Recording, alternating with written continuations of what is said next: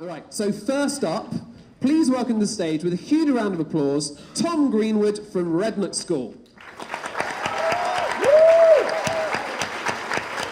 So as Tom's coming up here, he's going to take his place in the middle. Let me tell you something about him. He wants to be a quantum or nuclear physicist and then on to world domination, which I love, and he describes himself as nerdy, grumpy, and devious. Tom, over to you. Sound is terrifying. How do I know? Well, I've been playing a lot of Overwatch lately. It's a game in which you control different characters to capture objectives, but the game isn't important. What is important is one of the weapons in it, Lucio's sonic amplifier. For all intents and purposes, a sound gun. So, could this work? First of all, what is sound? Sound is a vibration in the form of a wave that transfers energy through a medium, like a solid, liquid, or gas, like dominoes, until they hit the eardrums and signals are sent to the brain. How loud does something have to be to kill you then? Well, loudness is measured in decibels. 60 decibels is a regular conversation. Most will feel pain at 110, and at 150, your eardrums will rupture. It's only at around 185 to 200 decibels that you start to risk death, which begs the question, how does this occur? Well, it can be quite varied, but the most common is an embolism, like a blood clot, forming in your lungs before travelling to the heart and killing you. There is also the chance of the air in your lungs expanding, and expanding until, even if this didn't happen, the pain would be unbearable and would slowly shut down your brain functions. So how much energy then would you need to create one of these shots? Well, the formula for watts per square meter to decibels is extremely complicated. The reverse even more so.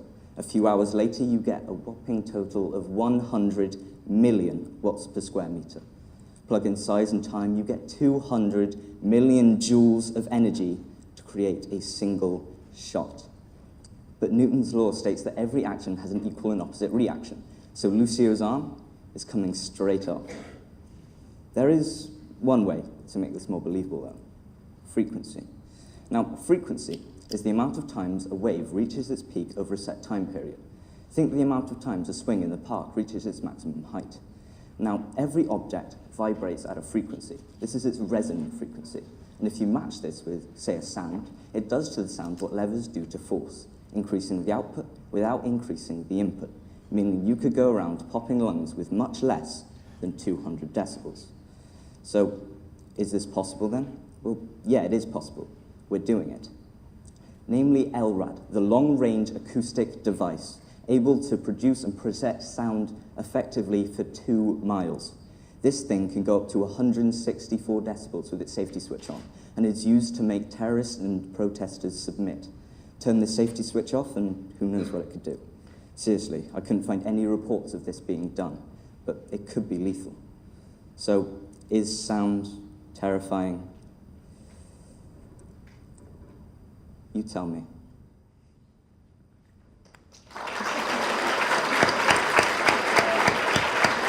Wow, Tom, stay with us. Stay with us. I was completely captivated through the whole of that. Judges, over to you. The idea is once that one of our finalists has given their spiel for 3 minutes, we're going to turn to judges and hopefully get a couple of quick comments. Who would like to start? Yeah. Johnny, go for it. That was absolutely amazing. I mean, one of the hardest things is coming up and being the first person, and you absolutely nailed it. Coming in, you said, sound is terrifying. And throughout it, you had this really dark, scary, like aura around that presentation. And I really liked it. It came across. It's fantastic. You had also a lot of different terms in there. I actually quite liked you did analogies to as well. So you said 150 decibels, your eardrums pop, right, explode. And things like that is fantastic in trying to convey a message.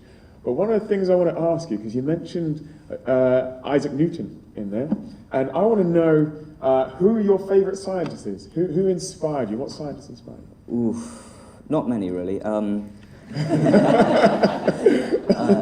I'd say the kind of people that drove quantum theory, so kind of Schrödinger, Einstein, those sorts of people. Wow.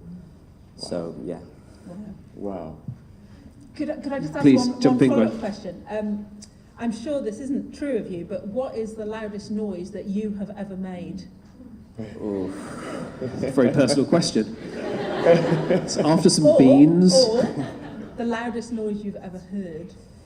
Well, made is probably stepping on a Lego.